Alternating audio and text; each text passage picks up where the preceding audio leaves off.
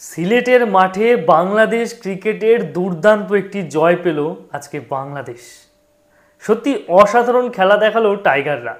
সিলেটের মাঠে এই প্রথমবার তারা একটা দুর্দান্ত জয় দিল, যেখানে 41 বল আগে তারা ম্যাচ জিতে গেল। এই নেদারল্যান্ডের বিপক্ষেই তারা বিশ্বকাপে তারা গো হারা হেরেছিল কলকাতার মাঠে। সেদিন আমিও খেলা দেখেছিলাম। আজকে ব্যাটিং করতে প্রথমে যখন নেদারল্যান্ড নামে, তখন বাংলাদেশের বোলিংয়ের চাপে পড়ে তারা কিন্তু বেশ নাস্তানাবুদি খাচ্ছিল। একমাত্র আরিয়ান দত্ত এবং বিক্রমজিৎ সিং ছাড়া আর তেমন কেউ বড় কোনো রান, মানে ওই রানটাই বড়, সেটা ছাড়া কেউ করতে পারেনি। এবং নাসুম আহমেদ থেকে শুরু করে তাসকিন এবং মুস্তাফিজুর যেভাবে বোলিং করেছে, এবং প্রত্যেকেই উইকেট পেয়েছে, মেহেদি হাসান হোক, মেহেদি বলতে শেখ মেহেদি এবং তানজিম হাসান সাকিব, প্রত্যেকেই দুর্দান্ত বোলিং করেছে। বোলিংয়ের চাপে পড়ে তারা রান 103-এর বেশি তুলতে পারলো না। এবং সেই রান যখন বাংলাদেশি ব্যাটাররা ব্যাটিং করতে আসলো, সেই রানই দুর্দান্তভাবে করে দেখালো, এবং সেটা যথাসম্ভব সুন্দরভাবে করে দেখালো। এবং আগের দিন আমরা দেখেছিলাম লিটন কুমার দাস একটা হাফ সেঞ্চুরি করেছিল, আজকে করে দেখালো আমাদের তানজিদ হাসান।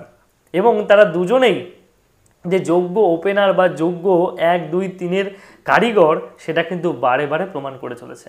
আগের দিন লিটন দাস দুর্দান্ত একটি ইনিংস খেলেছে, কিন্তু আজকে সে শান্তভাবে পাশে থেকেছে তানজিদ হাসানের, যে তুমি আজকে 50টি করো, আমি পাশে থাকছি। এটাই হয়তো সত্যিকারের ক্যাপ্টেনের মানসিকতা। যাই হোক, বাংলাদেশ ক্রিকেট কিছুদিন ধরে একটা জায়গাতে ডুবে যাচ্ছিল বলে মনে হচ্ছিল, বিভিন্নভাবে ব্যালেন্স হচ্ছিল না, এবং ক্রিকেটের বোর্ড প্রেসিডেন্ট থেকে শুরু করে বিভিন্ন রকম ব্যাপার চলছিল।